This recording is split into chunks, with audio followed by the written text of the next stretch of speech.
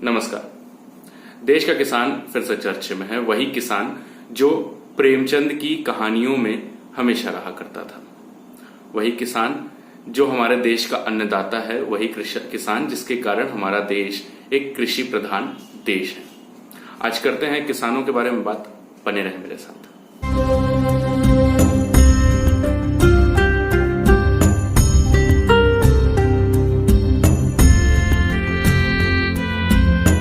अन्न की खोज मानव जाति की सबसे बड़ी उपलब्धियों में से एक मानी जाती है और हमें शुक्रगुजार होना चाहिए उन किसानों का या उन अन्नदाताओं का जो धूप, बारिश या किसी भी मौसम की फिक्र किए बिना अपना समय खेतों में देते हैं और हमारे लिए अनाज उगाते हैं। पर क्या हो जब उसी देश का किसान सड़कों पर उतर आए और विरोध करने लगे और देश बंद करने की बात करने लगे। ऐसा हो रहा है। पंजाब, हरियाणा और उत्तर प्रदेश के कुछ क्षेत्रों के किसान केंद्र सरकार से खासा नाराज हैं और नाराजगी की वजह है 3 कानून।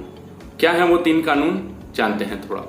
पहला कानून, farmers produce trade and commerce promotion and facilitation act 2020। इसके तहत फार्मर यानी किसानों को इस बात की आजादी होगी कि वो किसी भी क्षेत्र में जाकर के राज्य या किसी भी राज्य के क्षेत्र में जाकर के सामान बेच सकते हैं, यानी कि अपना जो उगाया है उसे बेच सकते हैं एपीएमसी मार्केट के बाहर। दूसरा, फार्मर्स एग्रीमेंट एक्ट, जिसके द्वारा संविदा यानी कॉन्ट्रैक्ट पर फार्मिंग की जा सके और इसे एक फ्रेमवर्क के तौर पर देखा जा रहा है किसान और खरीदारों के बीच में। इसमें डिस्प्यूट सेटलमेंट के लिए 3 लेवल पे अलग अलग डिविजन्स बनाए गए हैं।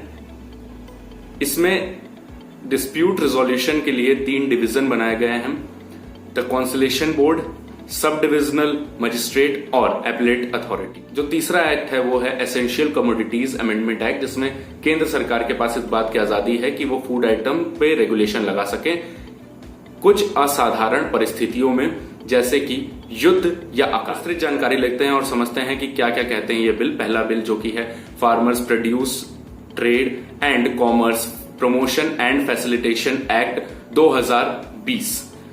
बिल के तहत ये बात होती है कि एपीएमसी मार्केट जो कि राज्यों के द्वारा कानून सेटअप किया जाता है एपीएमसी एक्ट के तहत, उसके बाहर किसान किसी भी राज्य में जा सकते हैं या किसी भी राज्य के शहर में जाकर के अपने प्रोड्यूस किए हुए सामान को बेच सकते हैं। और साथ ही साथ इसमें इस बात का भी जिक्र किया जा रहा है कि इलेक्ट्रॉनिकली सामान बेचा जा सकता है, यानी डिजिटली इंटरनेट के माध्यम से। पर इंटरनेट के माध्यम से उन्हीं चीजों को, उन्हीं जगहों को बेचा जाएगा, एंटिटीज को बेचा जाएगा, जो कि कुछ इस प्रकार हैं: कंपनीज, पार्टनरशिप फर्म और रजिस्टर्ड सोसाइटी। और ये सारी चीजें या ये सारी एंटिटीज इनकम टैक्स एक्ट 1961 में इनके अकाउंट नंबर रजिस्टर्ड होने चाहिए या कोई सरकारी दस्तावेज होना चाहिए, तभी ये किसान से खरीद और बेच कर सकते हैं। साथ ही साथ इसमें मार्केट जो फीस है उसकी जिक्र भी की गई है कि इसको हटा दिया जाए। दूसरा जो कानून है वो है फार्मर्स एग्रीमेंट एक्ट, और इस एक्ट के तहत किसानों को कॉन्ट्रैक्ट बेसिस पर किसानी करने या खरीद बेच करने की आजादी होगी। ये एक फ्रेमवर्क होगा किसान और खरीदार के बीच में। इसमें समय सीमा बनाई गई है। मिनिमम जो न्यूनतम समय होगी वो होगा 1 फसल का सीजन, और जो ज्यादा समय होगा यानी जो मैक्सिमम समय होगा वो होगा 5 वर्ष। साथ ही साथ इसके अंतर्गत 3 डिवीजन को भी सेटअप किया गया है डिस्प्यूट रिजोल्यूशन के लिए, जो कि मैंने आपको शुरुआत में बताया। पहला द कॉन्सुलेशन बोर्ड, दूसरा सब ऑर्डिनेट मजिस्ट्रेट और एपिलाटे बोर्ड या एपिलाटे अथॉरिटी। इन तीनों का काम कुछ इस प्रकार से होगा कि अगर एग्रीमेंट में कोई ना कोई कमी नजर आती है और कोई ना कोई गलती है जो एग्रीमेंट में कही गई, साथ ही साथ इसमें एग्रीमेंट की बात की गई है तो एग्रीमेंट में मूल्य निर्धारित करने की भी बात की गई है, अलग अलग वेरिएशन पे, अलग अलग चीजों पे। तीसरा जो कानून है वो है एसेंशियल कमोडिटीज अमेंडमेंट एक्ट 2020, और सबसे बड़ा मसला और सबसे बड़ी लड़ाई इसी एक्ट पर की जा रही है और सबसे ज्यादा विरोध इसी एक्ट का किया जा रहा है।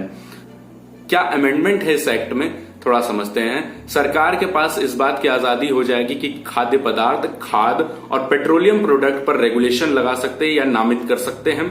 साथ ही साथ जिन खाद्य पदार्थों पर रेगुलेशन लगेगा वो हैं अनाज, दाल, आलू, प्याज और तेल। और इन रेगुलेशन को लगाने का समय कुछ निर्धारित है, जैसे कि अकाल, युद्ध या ज्यादा पैसा बढ़ना या ज्यादा प्राइस हाइक होना। इन्फ्लेशन का समय भी इसमें इंक्लूडेड है। साथ ही साथ इसमें स्टॉक सीमा की भी बात की गई है, जिसे लागू किया जाएगा तब जब मूल्य वृद्धि होगी, यानी कि अगर बागवानी की उपज की मूल्य वृद्धि 100% होती है तब स्टॉक सीमा को लागू किया जाएगा। दूसरी स्टॉक सीमा लागू होगी जब गैर खराब कृषि पदार्थों की खुदरा मूल्य की वृद्धि 50% से ज्यादा होगी। तो जैसा कि आपने सुना, समझा और जाना कि कृषि बिल मोटा मोटी क्या है और कहना क्या चाहता है। कानून बन चुका है, विपक्षी दल कह रहे हैं इसमें एमएसपी का इंक्लूजन नहीं है और इससे किसानों को सामान बेचने में परेशानी हो सकती है। देखते हैं आगे क्या होता है और क्या ये किसानों के हित में है या नुकसान में है। चलता हूं मैं तब तक। धन्यवाद। जय हिंद। वंदे मातरम।